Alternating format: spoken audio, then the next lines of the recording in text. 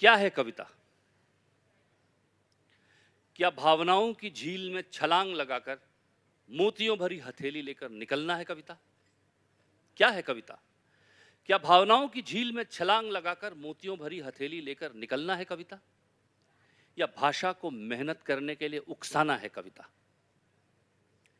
क्या समाज को जगाना है कविता? या कुछ बताना, कुछ छुपाना और बिन कुछ कहे सब कुछ कह जाना है कविता? या कुंठाओं की खरपतवार के बीच एक विचार अंकुर का सर उठाना है कविता? या फिर संवेदना के दीप को शब्दों की ओट में या फिर संवेदना के दीप को शब्दों की ओट में तूफानों से बचाना है कविता? या इतिहास जिसे भुला दे, राजनीति जिसे नजरअंदाज कर दे, उस मासूम से सत्य को जीवित रखना है कविता? शायद और भी बहुत कुछ है कविता, पर अगर सरलता से सोचें तो शायद 2 घड़ी ठहर कर जिंदगी की नदी को बहते हुए देखना है कविता। तो आप जिस गाने का जिक्र कर रही थी, ये गाना बहुत प्रिय है मुझे। मैं आपको इसकी 2 लाइनें गुनगुना कर सुनाता हूँ। बिल्कुल। इसकी जो पहली 2 लाइनें थी वो ये थी कि खुल के मुस्कुरा ले तू, दर्द को शर्माने दे। खुल के मुस्कुरा ले तू, दर्द को शर्माने दे। बूंदों को धरती पर साज एक बजाने दे। हवाएं कह रही हैं आजा झूले जरा। गगन के गाल को चल जाके छूले जरा। खुल के मुस्कुरा ले तू, दर्द को शर्माने दे। और इसी में था कि झील एक आदत है तुझ में ही तो रहती है, और नदी शरारत है तेरे संग बहती है। उतार गम के मोजे, जमी को गुनगुनाने दे। कंकरों को तलवों में गुदगुदी मचाने दे। हवाएं कह रही हैं आजा झूले जरा। गगन के गाल को चल जाके छूले जरा। लेकिन दर्द हर समय शर्माता कहाँ है प्रसून जी? वो दर्द बहुत परेशान करता है जब निर्भया जैसा कुछ देश में होता है। वो दर्द कुरेदता है, वो जीने नहीं देता, वो सोने नहीं देता, उठते जागते लोगों को मजबूर करता है ये सोचने पर कि हम क्या बन गए हैं। उस दर्द ने आपको भी बहुत कुरेदा था। जी नहीं, देखिए, ये बार बार हम जिक्र करते हैं, और फिल्मों के गीतों का जब जिक्र होता है तो बहुत जिक्र होता है कि उसमें महिलाओं का चित्रण किस तरह हो रहा है, ऑब्जेक्टिफिकेशन जिसे आप कहते हैं।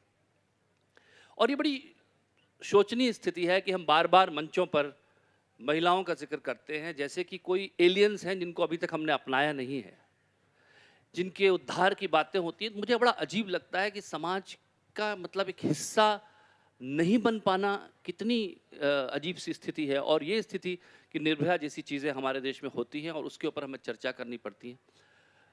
और ये वक्त होता है, जैसे मैंने कहा क्या है कविता, उस वक्त कविता जो है उसे वो आपको मजबूरी में लिखनी पड़ती है। आप हिल जाते हैं कहीं अंदर तक, तब आप कविता लिखते हैं उस वक्त, और कोई ना कोई चीज़ प्रस्फुटित होती है। आपके भीतर की वो लड़की उस दिन बाबुल से क्या कह रही थी? नहीं, बाबुल जो गीत मैंने उस डेडिकेट किया था उस वक्त, मुझे कई बार आग्रह किया जाता है उसे सुनाने का, तो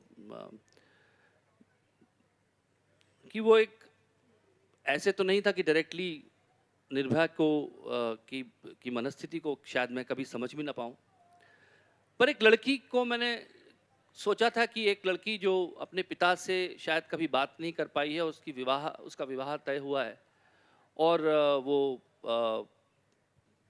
पूछती है अपने पिता से कि बाबुल जिया मोरा घबराए। तो उसी को मैंने स्वर दिया है, तो उसे सुन लें आप। कि बाबुल जिया मोरा घबराए, बाबुल जिया मोरा घबराए। बिन बोले रहा न जाए, बिन बोले रहा ना जाए। बाबुल जिया मोरा घबराए। बाबुल मोरी इतनी अरज सुन लीजो, मोहे सोनार के घर ना दीजो, मोहे सोनार के घर ना दीजो, मोहे जेवर कभी न भाए बाबुल जिया मोरा घबराए। बाबुल मोरी इतनी अरज सुन लीजो, मोहे राजा घर ना दीजो, मोहे राजा घर ना दीजो, मोहे राज न करना आए बाबुल जिया मोरा घबराए। बाबुल रे बाबुल मोरी इतनी अरज सुन लीजो, मोहे लोहार के घर दे दीजो, मोहे लोहार के घर दे दीजो, जो मोरी जंजीरें पिघलाए बाबुल जिया मोरा घबराए।